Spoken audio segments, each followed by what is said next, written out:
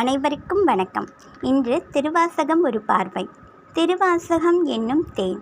திருவாசகம் என்பது சைவ சமய கடவுளான சிவபெருமான் மீது பாடப்பட்ட பாடல்களின் தொகுப்பு. திருவாசகம் சைவ திருமுறைகள் 12 நூல் 8வதாக விளங்குகிறது. மாணிக்க வாசக பெருந்தகையார் திருவாய் மலர்ந்தருள சிவபெருமான் அந்தணராய் வந்து தன் கைப்பட எழுதிய நூல்.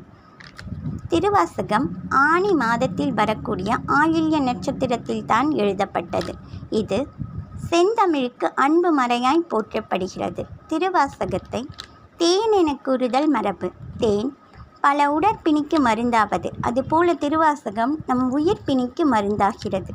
மந்திரங்களிலேயே 8 மந்திரங்களை சிகா மந்திரம் என்று கூறுவார்கள்.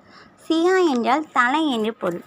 தலைக்கு மேல் எதுவும் இல்லை. அதுபோல் திருவாசகத்திற்கு மேல் ஒரு வாசகமும் கிடையாது. திருவாசகத்தை படிக்கும்போது நம்முடைய ஊன் படிக்க வேண்டும், உள்ளம் படிக்க வேண்டும், உயிர் படிக்க வேண்டும், நாடி நரம்பும் படிக்க வேண்டும் என கூறுகிறார் வள்ளலார். திருவாசகத்திற்கு உருகாதார் ஒரு வாசகத்திற்கும் உருகார் என்பது மூதுரை.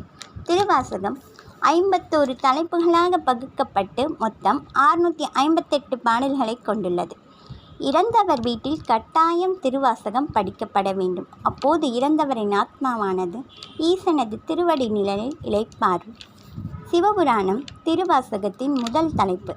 சிவபுராணம் படிப்பதனால் நாம் பிறவி பெருங்கடலை நீந்தி இறைவனடி சேர்வோம்.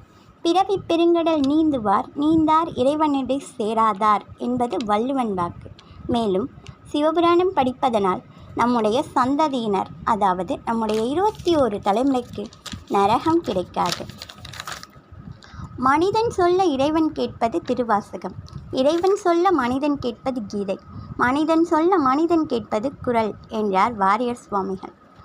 ஊழிக்காலத்தில் உயிர்கள் யாவும் சிவனுக்குள் ஒடுங்க சிவன் தனித்திருப்பார். அந்த தனிமையை போக்க சிவன் திருவாசகத்தின் ஒரு பிரதியை தன்னுடன் வைத்துள்ளார். நன்றி.